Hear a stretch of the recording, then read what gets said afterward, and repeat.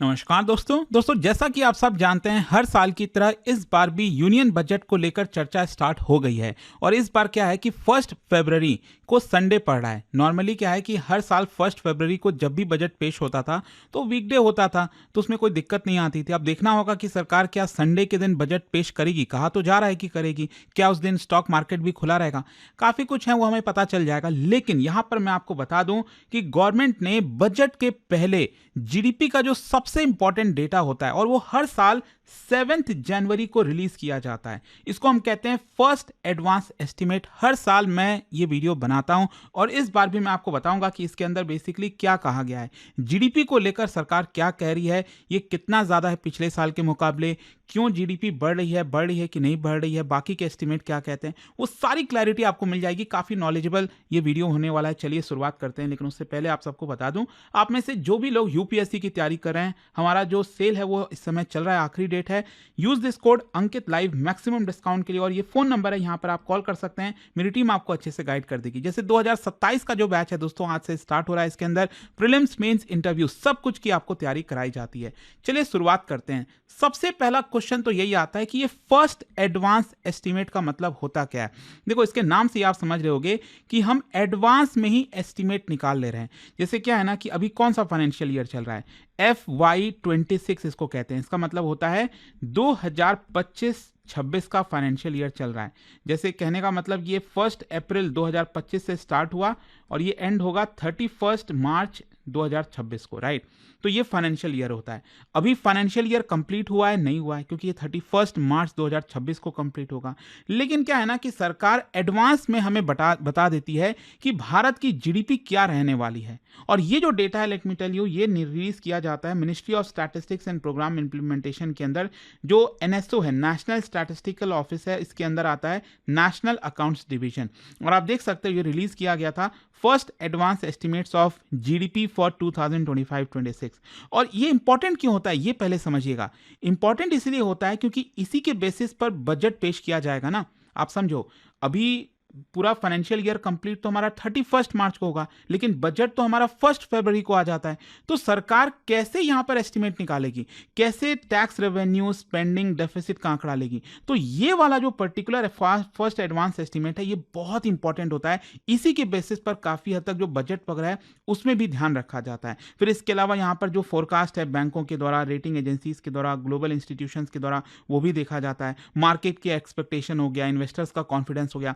That is Y ये जो आंकड़ा आता है जीडीपी को लेकर फर्स्ट एडवांस एस्टिमेट में, इसकी चर्चा होती है। अच्छा, अब आपके मन में सवाल ये भी आएगा कि अभी तो पूरा साल खत्म नहीं हुआ फाइनेंशियल ईयर, तो पहले सरकार कैसे अंदाजा लगा लेती है। देखो, कई सारे डेटा है जो सरकार ट्रैक करती है। जैसे इंडेक्स ऑफ इंडस्ट्रियल प्रोडक्शन हो गया, इसका अप्रैल से अक्टूबर तक का data, advance estimate of crop production, accounts of central and state, financial performance कैसा रहा है लिस्टेड फर्म्स का फर्स्ट और सेकंड क्वार्टर में, तो इन सबको ध्यान में देती है। इसके अलावा और भी कई इंपॉर्टेंट इंडिकेटर्स होते हैं, जैसे कि जो गाड़ियां हैं कितनी बिक रही हैं, जो एयर कार्गो हैंडल है क्या वो हो रहा है कि नहीं, पैसेंजर और फ्रेट की जो अर्निंग्स हैं रेलवेज की, बहुत सारे इंपॉर्टेंट इंडिकेटर्स हैं, उसके माध्यम से निकालती है। फिर इसके बाद अब क्या होगा कि ये फर्स्ट एडवांस एस्टिमेट है। इसके बाद जैसे जैसे डेटा आएंगे सरकार उसको अपडेट करेगी। तो आप देख सकते हो जो सेकेंड एडवांस एस्टिमेट है वो रिलीज होगा 26 फरवरी को।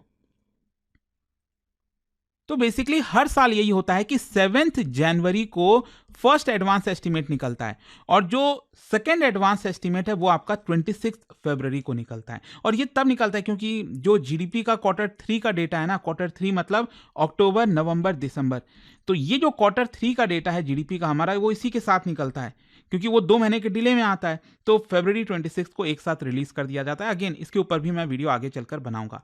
अब सवाल ये आता है कि जो फर्स्ट एडवांस एस्टिमेट है इसमें सरकार ने क्या बोला है, मतलब 2025-26 की जो जीडीपी ग्रोथ है भारत की कितनी रहने वाली है। और ये बोला है सरकार ने जो रियल जीडीपी ग्रोथ है 7.4%। और ध्यान रखिएगा, रियल जीडीपी मतलब हम इन्फ्लेशन को एडजस्ट कर रहे हैं। नॉमिनल जीडीपी ग्रोथ मतलब करंट फाइनेंशियल ईयर के जो करंट प्राइसेस हैं उसके हिसाब से निकलता है, ये 8% है। अच्छा, मैं आपको इसका डेटा भी दिखा देता हूं जो सरकार ने रिलीज किया है। आप देख सकते हो first advance estimate of GDP for financial year 2025-26। ये हम रियल जीडीपी निकाल रहे हैं। रियल जीडीपी मतलब इसका बेस ईयर होता है। बेस ईयर अभी चल रहा है 2011-12 का। वैसे मैं आपको बता दूं, अगला जो फरवरी में डेटा आएगा ना, 26 फरवरी को, उसमें नए वाला बेस ईयर आएगा। नया वाला बेस ईयर सरकार इसको चेंज करने वाली है, अब ये हो जाएगा 2022-23। ठीक है, जब मैं बनाऊंगा तो आपको याद दिलाऊंगा, ये चीज़ ध्यान में रखिएगा। जो अगला जीडीपी का डेटा आएगा वो सरकार ने पहले ही बोल दिया कि हम बेस ईयर चेंज करने वाले हैं। खैर, यहाँ पर जब हम इस बेस ईयर के हिसाब से निकालते हैं ना, तो एक प्रकार से उसको रियल जीडीपी कहा जाता है, और ये बहुत इंपॉर्टेंट होता है। अगेन, इसमें अगर आप ध्यान से देखिए, जीडीपी का मतलब क्या है? जीडीपी का मतलब होता है आपका C+I+G+NX, मतलब consumption plus investment plus government expenditure net export. तो ये मोटा आंकड़ा होता है जो मैं आपको बता रहा हूं। वैसे और भी कई चीजें होती हैं छोटी छोटी, लेकिन जैसे आप देख सकते हो प्राइवेट कंजम्पशन, ये सबसे इंपॉर्टेंट होता है, जो सी की हम बात कर रहे हैं। गवर्नमेंट का फाइनल एक्सपेंडिचर क्या है, ये जी की हम बात कर रहे हैं। Investment, gross fixed capital formation, ये इन्वेस्टमेंट, प्राइवेट इन्वेस्टमेंट की बात कर रहे हैं। फिर एक्सपोर्ट इंपोर्ट, ये सारे डेटा देखे जाते हैं, और इसके हिसाब से आप देखोगे ना, तो यहां पर आप ध्यान से देखिएगा, 2 साल का डेटा है। पिछले साल, पिछला फाइनेंशियल ईयर में क्या रहा जीडीपी 2024-25 में, और इस साल क्या रहने वाला है, एस्टिमेट कितना है, जो फर्स्ट एडवांस एस्टिमेट। पिछले साल रहा था जीडीपी का ग्रोथ, रियल जीडीपी का ग्रोथ 6.5%, ये आप देख सकते हो यहां पर। ठीक है, और अभी जो एस्टिमेट निकाला गया है सरकार के द्वारा, हो सकता है ये बढ़ जाए आगे चलकर, हो सकता है ये कम हो जाए, लेकिन अभी के लिए 7.4%, ये आपको ध्यान रखना है। मतलब पिछले साल के मुकाबले जीडीपी बढ़ रही है, ग्रोथ ज्यादा है। और वहीं आप नॉमिनल जीडीपी देखोगे ना, जो हम करंट प्राइसेस के हिसाब से निकालते हैं, तो ये एक्चुअली पिछले फाइनेंशियल ईयर में रहा था 9.8%। ठीक है, और इस बार रहने वाला है 8%। अब आप में से कई लोग सोचेंगे ऐसा कैसे, मतलब रियल जीडीपी अगर हम देखते हैं तो पिछले साल के मुकाबले रियल जीडीपी बढ़ रही है, लेकिन नॉमिनल जीडीपी देख रहे हैं तो पिछले साल के मुकाबले एक्चुअल में नॉमिनल जीडीपी कम है। एक्चुअली होता क्या है कि नॉमिनल और रियल में डिफरेंस क्या है, बेसिकली इन्फ्लेशन। तो क्या हुआ था कि पिछले फाइनेंशियल ईयर में इन्फ्लेशन काफी ज्यादा था, 6% के ऊपर चला गया था। दैट इज वाई इसका फर्क आपको दिख जाएगा यहाँ पर, कि इन्फ्लेशन ऐड हो जाता है ना इसमें, क्योंकि करंट प्राइसेस के हिसाब से निकाल रहे हैं। वहीं इस बार इन्फ्लेशन आप देखोगे इस करंट फाइनेंशियल ईयर में, अभी इन्फ्लेशन थोड़ा सा दबा हुआ है, ठीक रेंज में है, 2%, 3%, 4% ऐसे चल रहा है inflation. That is why nominal GDP इतना आपको देखने को नहीं मिल रहा होगा।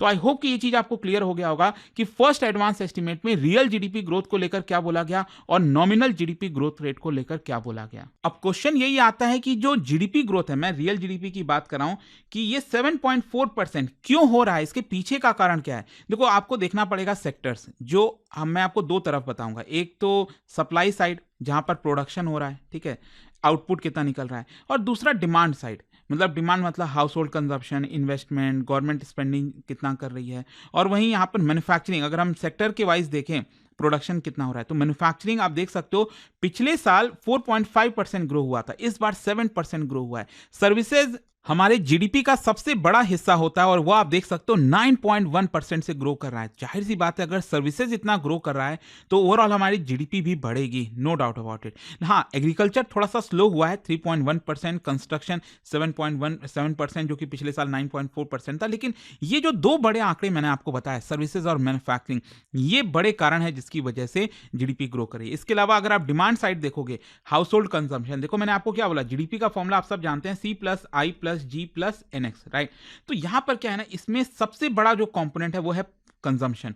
हमारे जीडीपी का लगभग 55%, ठीक है, वेटेज कंजम्पशन का है। अगर कंजम्पशन ज्यादा होगा मतलब जीडीपी बढ़ेगी। तो आप देख सकते हो 7% के करीब ग्रो कर रहा है ये। इसके अलावा इन्वेस्टमेंट भी 7.8% है। गवर्नमेंट स्पेंडिंग लगभग 5.2% आप कह रहे हैं, जो कि अगेन ठीक ठाक है कि गवर्नमेंट भी यहां पर सपोर्ट कर रही है। तो ओवरऑल कहने का मतलब यह है कि यहां पर स्ट्रॉन्ग कंजम्पशन है, इन्वेस्टमेंट ग्रोथ है, मतलब जो एक्टिविटी है ना वो ब्रॉड बेस्ड है। ऐसा नहीं है कि एक ही तरफ से कोई जीडीपी बढ़ रही है, यहां पर ओवरऑल पूरे सेक्टर्स में आपको इंपैक्ट देखने को मिलेगा। और यही कारण है कि बाकी के भी जो एजेंसीज हैं उन्होंने भी अपना फोरकास्ट को चेंज किया, क्योंकि पहले वो थोड़ा सा अंडर एस्टिमेट कर रहे थे कि भारत की जीडीपी अरे 6%, 6.5% ग्रो करेगी, फिर उसको उन्होंने बढ़ाया। फॉर एग्जाम्पल आरबीआई का आप खुद देख सकते हो, आरबीआई पहले सोच रही थी 6.8% ग्रो करेगी, अब उन्होंने बढ़ाकर 7.3% कर दिया।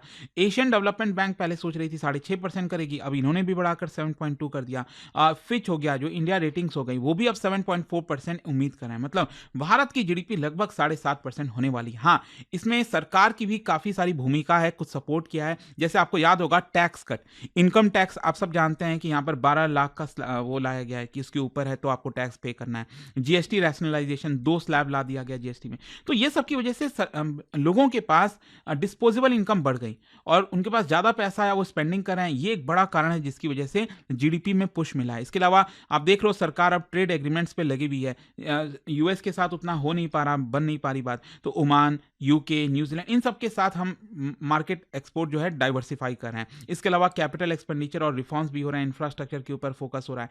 तो ये सब कारण है जिसकी वजह से जीडीपी हमारी ग्रो की है। लेकिन हाँ, इसमें ध्यान रखिएगा, आगे आने वाले समय में हो सकता है कुछ खतरा हो, प्रॉब्लम भी हो सकती है। ऐसा नहीं है कि हमने मान लिया है कि ऐसा ही होगा। हो सकता है 7.4% से जो हम अनुमान लगा रहे हैं वो धड़ाम से गिर के 6.9% हो जाए। वो कब होगा? जब यहां पर ये सारे खतरे सही में हो जाएंगे, मतलब ग्लोबल ट्रेड एनवायरनमेंट स्लगिश है, कैपिटल फ्लो में चैलेंजेस आएगा, करेंसी और वीक हो गई, ग्लोबल डिमांड अनसर्टेन है, जियोपॉलिटिकल टेंशन चल रही है, यूएस के साथ टैरिफ का टेंशन, तो ये सब खतरा है भारत के लिए। एग्रीकल्चर देखो, एग्रीकल्चर ग्रोथ मैंने आपको बताया ये स्लो चल रहा है, अब हो सकता है और कुछ चीज़ें खराब हो जाएं, डेटा है तो पता चले और कुछ खराब हो गया, तो ये सब कुछ खतरा है। Let's see, but I hope कि इस वीडियो के थ्रू आपको अब चीज़ें क्लियर हो गई होंगी कि ये जो फर्स्ट एडवांस एस्टिमेट है वो क्यों इतना इंपॉर्टेंट होता है और इस बारे में क्या बोला गया है।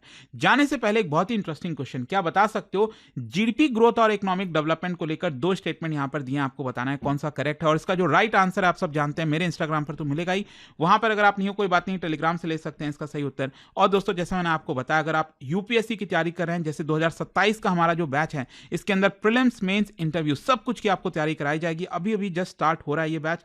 You can join this by using this code Ankit live, maximum discount के लिए। और ध्यान रखिएगा 18 बुक्स का पूरा सेट भी हम आपके घर पर कोरियर करते हैं। इसमें ये फोन नंबर, अगर आपको कोई भी डाउट है, प्रॉब्लम है, इस पे कॉल करिए, मेरी टीम आपको अच्छे से गाइड कर देगी। स्टडी IQ IAS, आपका सिलेक्शन हमारा मिशन।